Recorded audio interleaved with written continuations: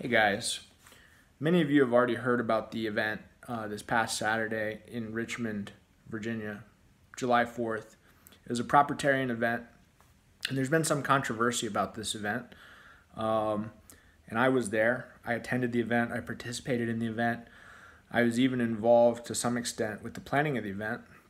So I wanted to give you a first-hand account of what happened and why I'm still overwhelmingly positive about the event as a whole, despite everything. So, first and foremost, it was great camaraderie and fellowship. It was just great to get out and meet all the guys.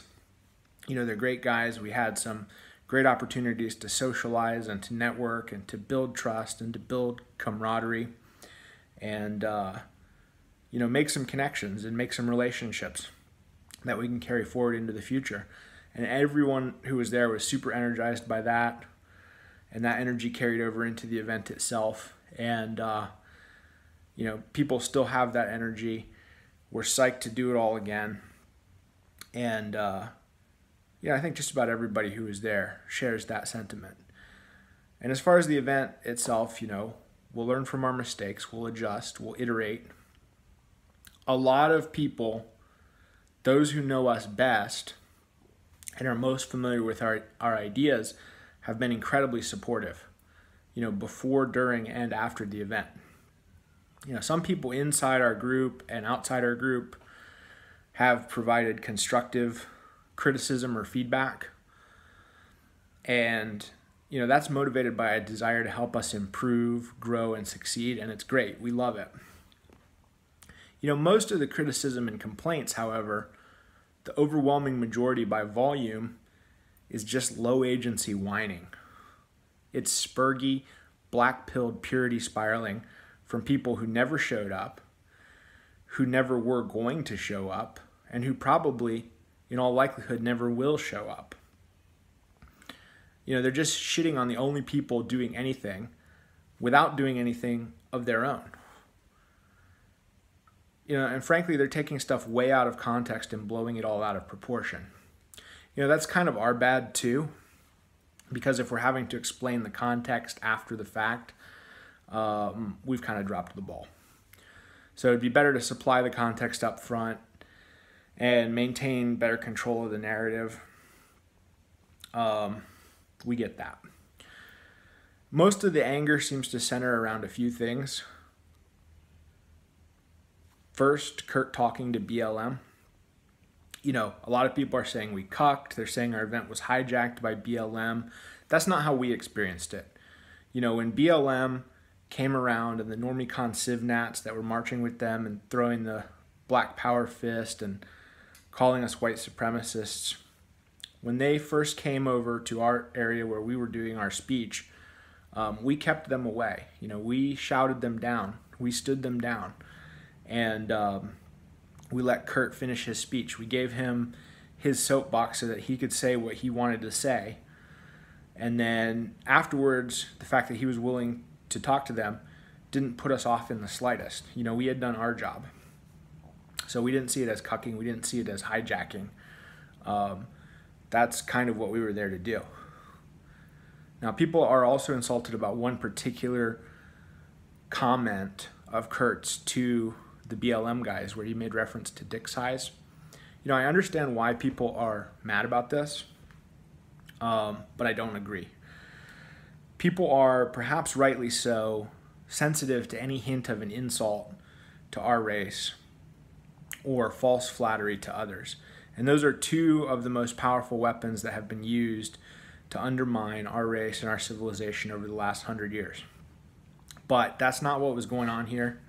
And none of us who experienced it in context took it that way.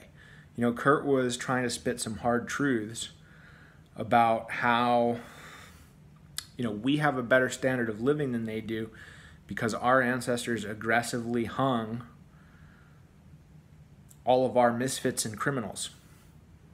And they haven't experienced that yet, so they still have more of those. That's a pretty hard pill to swallow.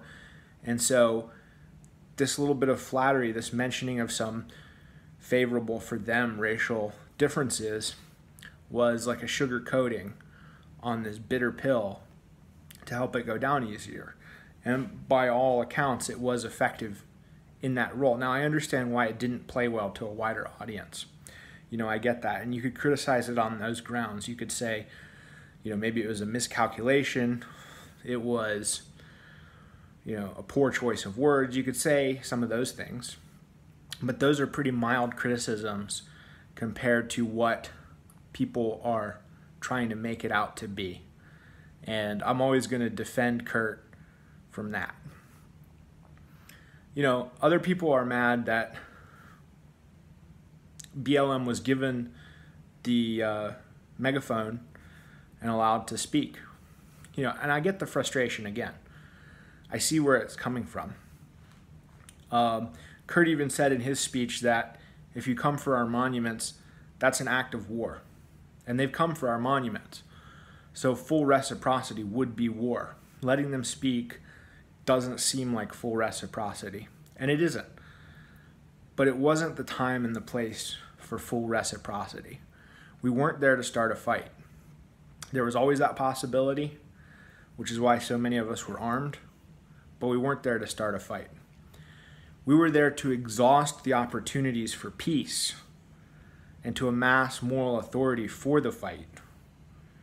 And so speaking with BLM and even letting them speak were very much in keeping with the spirit and the intent of the event and how it was always billed from the start. It was always explicitly an outreach event to reach out to the left, right, and center to try and build some consensus for separation. It was never the intent to reach out to BLM specifically, but they showed up. People are mad at us for not fighting them, basically, but it wouldn't have accomplished anything. Nothing good. Nothing you really want. It would have been a disaster. One thing you don't see in the videos is the heavy police presence. There were police on the rooftops. There were multiple police units stationed nearby. There was even an armored personnel carrier that pulled up just down the street and waited right before things got the tensest. If we'd fought, we'd all, at least most of us, be dead or in prison by now. So, and they'd probably be coming after you too. So, de-escalation was the right way to go. Some people think that makes us cowards, but if they weren't even there, what does that make them? Courage lies between foolhardiness and cowardice, all right? And so, basically people here are mad that we weren't foolhardy. They wanted us to be foolhardy. Sorry to disappoint, but we're not sorry. Some people are mad about the finger gesture. The BLM guy who spoke asked everyone to raise one finger and say, "I am the change today." I actually share your frustration there. Really, that was one of the only things that frustrated me even at the time. I didn't do the finger thing. I was a little dismayed that so many people did. Some people are saying it was the Black Power fist. It wasn't the Black Power fist, but we didn't know what it was. And so that was reason enough not to do it. I think it would have sent a much stronger message just not to play along. So, I'm totally with you there, actually. I understand a lot of the frustration. Believe me, I do. But fundamentally, a lot of it comes from expecting this event to be something very different than how it was advertised. Again, part of that is our fault. Maybe we weren't clear enough about what we were about. But the hilarious thing is that the real cucks, the Boog Boys and the Virginia Knights, who really did march side by side with BLM and really did do the Black Power fist and called us white supremacists, are getting nothing but hate from the media and the left. The local press called them right-wing extremists. And Tariq Nasheed did a tweet where he said they were just posing for photo ops and nobody believes that they aren't white supremacists. So imagine that. They called us white supremacists, and that makes them the white supremacists. That's actually pretty hilarious. And we got pretty good press in comparison. The same local news article that called them right-wing extremists basically just mentioned us by name and said a little bit about what we were saying. So we got pretty fair and pretty favorable coverage. There's a sympathetic news source, St. Edward's Media, that gave us good coverage. I'll put some links below. And the kind of black-pilled purity spiraling that this thing triggered, is something we've seen before. We saw it after Charlottesville. We saw it after the TRS guys got doxxed. We saw it on a bunch of other occasions. It's just something people and movements on our side have to deal with, unfortunately. There's really not much signal to all the noise. Maybe the noise itself is a signal, and maybe in the future we'll adjust to try and avoid it, or maybe not. Maybe the high noise, low signal crowd intrinsically isn't even worth that much consideration. So things might not have gone exactly how we wanted or hoped or expected or planned. We might not have picked up all the momentum we wanted to from the wider community, but we solidified our core group. We learned a lot. We built a lot of trust and camaraderie that we can use to put on more events and better events in the future. And we're psyched, we're energized, we're motivated to come back and do more and do better. So stay tuned and see you then.